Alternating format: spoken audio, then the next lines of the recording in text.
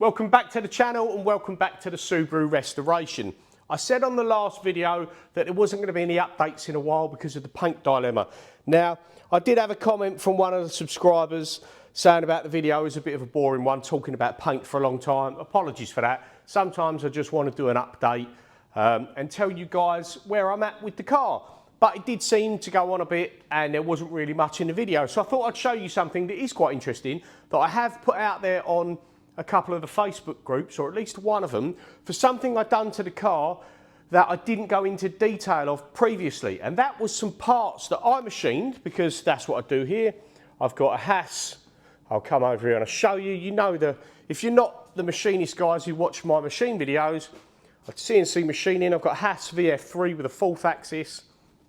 And then in the corner over there, I've got a CNC turret lathe, which is a Hyundai, but it's basically, if you're a CNC guy, a copy of a Mazak quick turn. So I can machine parts, I can draw my own parts, I use Fusion 360 CAD software. So I copy, draw, create, machine parts, that's what I do as a job. That's what I do here. I don't do so much of the fabrications, as in Kinsey fabrications anymore.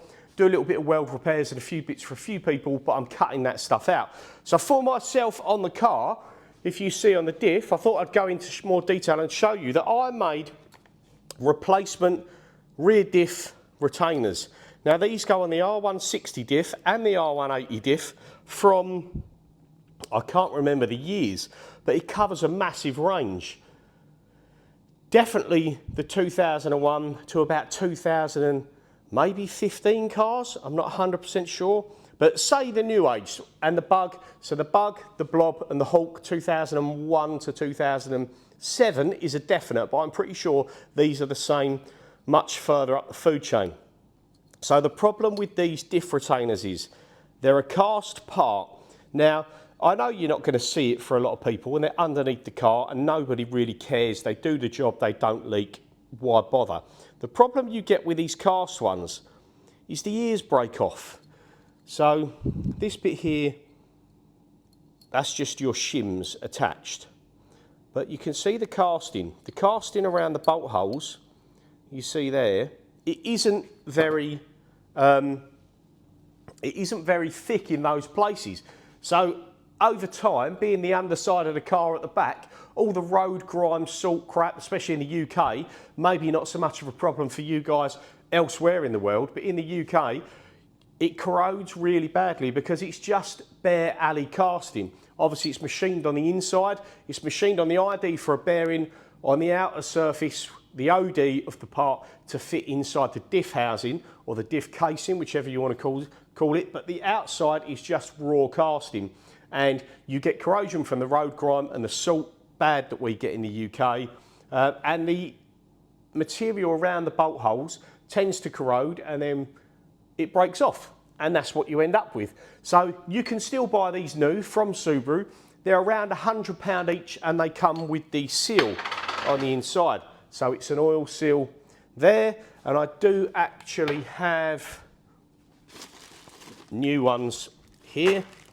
So it comes with the oil seal when you buy it, so obviously there's 2 of them, and it comes with new O-rings. The O-ring sits just around here to stop any oil leaking out of the diff, and then this seal gets pressed into there and your drive shaft goes through the centre there. So I come up with my own one that I machined from billet.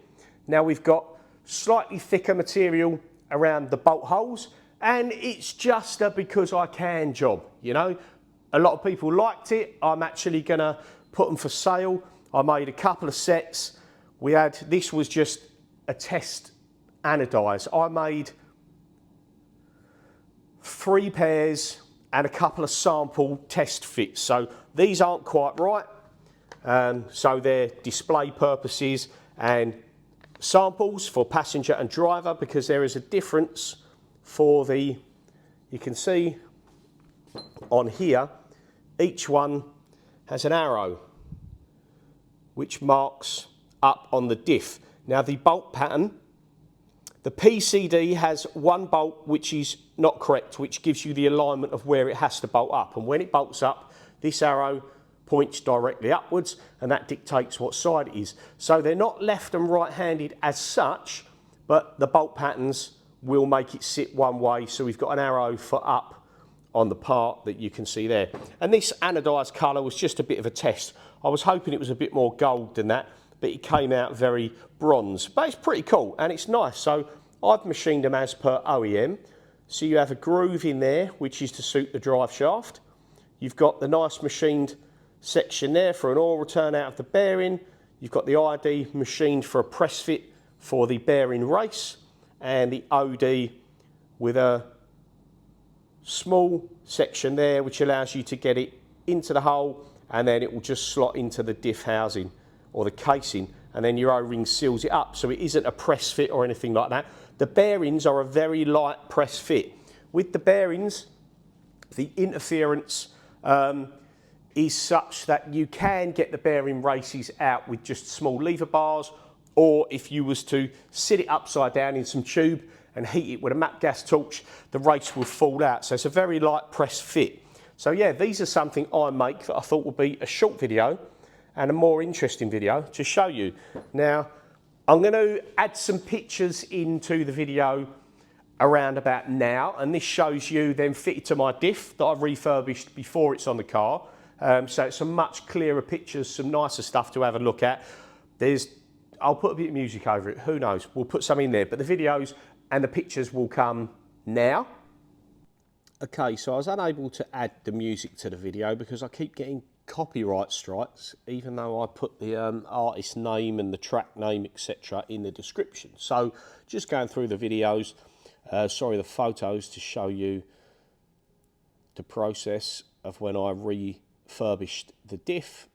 And the first couple of pictures there were the raw alley machined pieces, and then after the anodising, you can see that in the light it's much more golden, but in the dark it almost looks brown, so I wouldn't necessarily go for that anodising colour again, but it definitely looks better than the OEM cast pieces once I'd finished.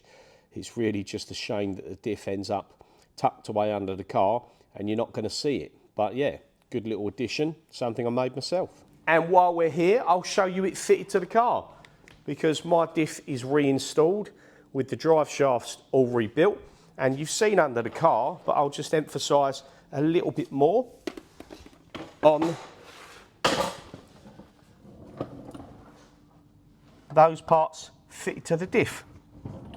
So I refurbished the diff, refurbished the drive shafts, as you can see there.